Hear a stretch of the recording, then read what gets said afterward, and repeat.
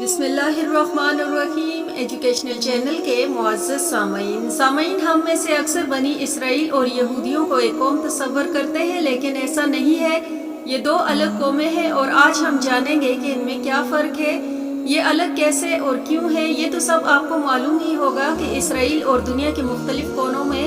آباد عبرانی قوم کو بنی اسرائیل کہا جاتا ہے، اور انہیں بنی اسرائیل اس لیے کہا جاتا ہے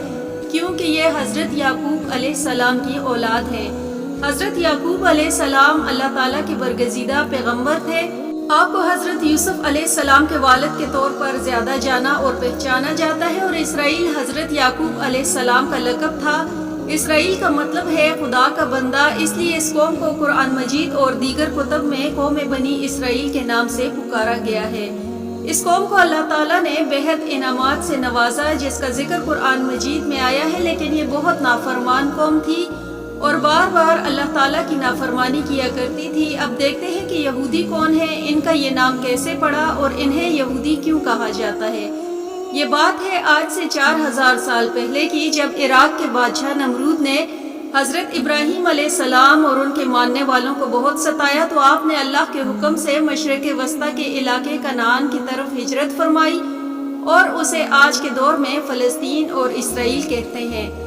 حضرت ابراہیم علیہ السلام کو اللہ تعالیٰ نے بہت بڑی بڑی آزمائشوں میں کئی بار ڈالا، لیکن اللہ کے فضل و کرم سے آپ ہر آزمائش میں کامیاب رہے۔ تو اللہ تعالیٰ نے آپ کو انعام کے طور پر یہ خوشخبری سنائی کہ آپ کو اور آپ کی اولاد کو دنیا کی امامت کا فریضہ سونپا جائے۔ یہ بات قرآن مجید کے علاوہ تورات میں بھی لکھی ہوئی ہے، اور اسی وجہ سے یہودی پوری دنیا پر حکمرانی کرنے کا دعویٰ کرتے ہیں۔ اگرچہ ان کی تعداد کم ہے، پھر بھی یہ خود کو حاکم سمجھتے ہیں، کیونکہ یہ حضرت ابراہیم علیہ السلام کے بیٹے حضرت اسحاق علیہ السلام کی اولاد سے ہے۔ یہ پوری دنیا پر حاکم ہونے کا دعویٰ اس لیے بھی کرتے ہیں کیونکہ یہ ان کا مذہبی عقیدہ ہے، مگر حاکم ہونے کا دعویٰ کرتے وقت یہ لوگ یہ بات بھول جاتے ہیں کہ حضرت ابراہیم علیہ السلام کے ایک اور بیٹے بھی تھے جو حضرت اسحاق علیہ السلام سے بڑے تھے، یعنی حضرت اسماعیل علیہ السلام۔ اور مشرق وسطیٰ میں ہی آباد قوم عرب حضرت اسماعیل علیہ السلام کے اولاد ہونے کا دعویٰ کرتی ہے۔ قوم یہود حضرت اسماعیل علیہ السلام کو تو حضرت ابراہیم علیہ السلام کا بیٹا تسلیم کرتے ہیں، مگر حضرت اسماعیل علیہ السلام کی اولاد کو آل ابراہیم نہیں مانتے۔ یہود کہتے ہیں کہ بس صرف ہم ہی حضرت ابراہیم علیہ السلام کے جانشین ہیں اور کوئی نہیں ہے، اور دنیا کی امامت کا وعدہ بھی بس ہمارے لیے ہی کیا گیا ہے۔ حضرت اسحاق علیہ السلام کے بیٹے حضرت یعقوب علیہ السلام اور پھر حضرت یعقوب علیہ السلام کے 12 بیٹوں کی اولاد بنی یعقوب یعنی بنی اسرائیل کہلائی۔ قرآن کریم میں کئی مقامات پر اس بات کا ذکر ملتا ہے کہ بنی اسرائیل نے وعدہ شکنی کی، انبیاء کو جھٹلایا اور اللہ تعالیٰ کی نافرمانی کی، اور اس بات پر ان کو کئی مقامات پر لعنت و ملامت بھی کیا گیا۔ چنانچہ قرآن کریم میں ارشاد باری تعالیٰ ہے، جب ابراہیم کو اس کے رب نے کئی باتوں میں آزمایا تو اس نے انہیں پورا کر دیا، فرمایا بے شک میں تمہیں سب لوگوں کا پیشوا بنا دوں گا،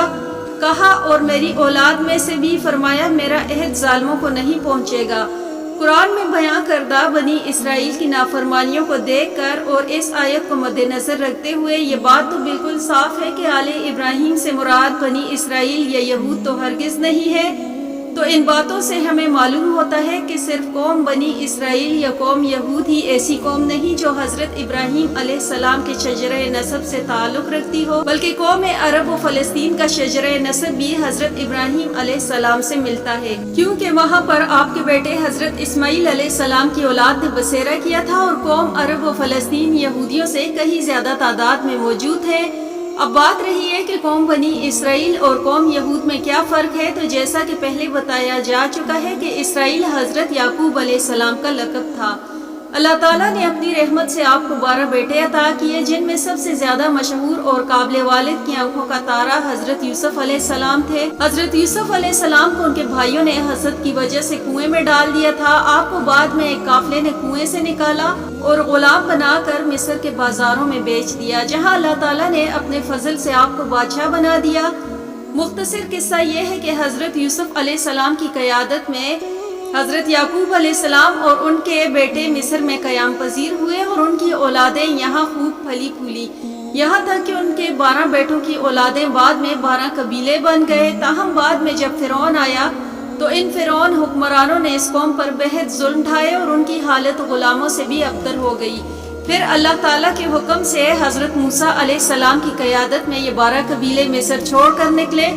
اور اللہ کی مسلسل نافرمانی کرنے کی وجہ سے 40 سال تک صحراؤں اور جنگلوں میں بھٹکتے رہے۔ پھر بعد میں دوبارہ سرزمین فلسطین پر آباد ہو گئے۔ کئی سو سال بعد اللہ تعالیٰ نے حضرت داؤد علیہ السلام اور ان کے بیٹے حضرت سلیمان علیہ السلام کو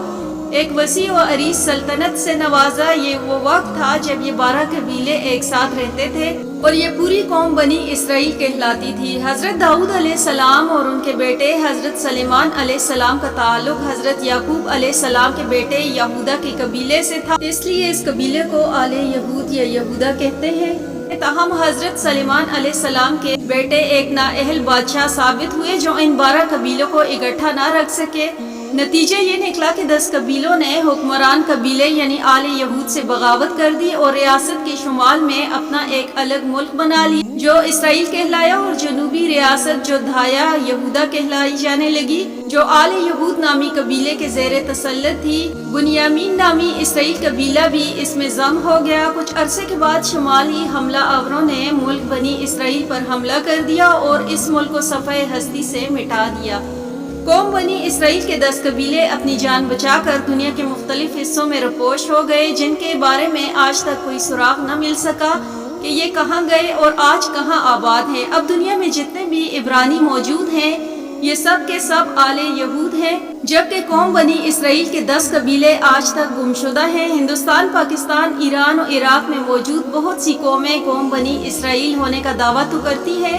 مگر ان کے دعووں کے پیچھے کوئی مستند شواہد موجود نہیں جس سے یقینی طور پر یہ کہا جا سکے کہ واقعی یہ قوم بنی اسرائیل ہے۔ اہل یہود کے بارے میں ایک نظریہ یہ بھی پایا جاتا ہے کہ حضرت موسیٰ علیہ السلام سے پہلے تک یہود نامی کا کوئی لفظ موجود نہ تھا۔ جب حضرت موسیٰ علیہ السلام کوہ طور پر تشریف لے گئے اور آپ کی قوم نے آپ کے پیچھے بچڑے کو معبود بنا لیا، پھر جب آپ واپس آئے اور آپ کی سرزنش کرنے پر جن لوگوں نے توبہ کی انہیں یہود کہا گیا، کیونکہ اس لفظ کا مطلب ہے توبہ کرنے والے لوگ۔ تاہم مسلمانوں اور یہود نصارہ کے نزدیک پہلا نظریہ یعنی یہودی حضرت یعقوب علیہ السلام کے 12 بیٹوں میں سے یہودا کی اولاد ہے، زیادہ مستند ہے۔ قوم یہود اور قوم بنی اسرائیل کو اللہ تعالیٰ نے بھی قرآن مجید میں الگ الگ ناموں سے پکارا، جس سے یہ ظاہر ہوتا ہے کہ یہ دونوں الگ الگ جماعتیں ہیں، یعنی جہاں قرآن پاک میں بنی اسرائیل کا لفظ آئے تو اس سے مراد حضرت یعقوب علیہ السلام کے 12 بیٹوں کی اولادیں ہیں، لیکن جب یہود کا ذکر آئے تو اس سے مراد حضرت یعقوب علیہ السلام کے بیٹے یہود کی اولاد ہے، جس نے حضرت موسیٰ علیہ السلام کے کوہ طور پر جانے کے بعد بچڑے کی پوجا شروع کر دی، اور جب حضرت موسیٰ علیہ السلام نے واپس آ کر اس کی سرزنش کی تو انہوں نے توبہ کی۔ اس کی دلیل یہ آیت ہے جس میں حضرت عزیر کا قصہ ہے جو کہ حضرت موسیٰ علیہ السلام کی بعثت کے بعد پیش آیا تھا۔ اس لیے اللہ تعالیٰ نے یہاں بنی اسرائیل کہہ کر مخاطب کرنے کے بجائے یہود کہہ کر مخاطب کیا، فرمایا اور یہودیوں نے کہا کہ عزیر اللہ کا بیٹا ہے۔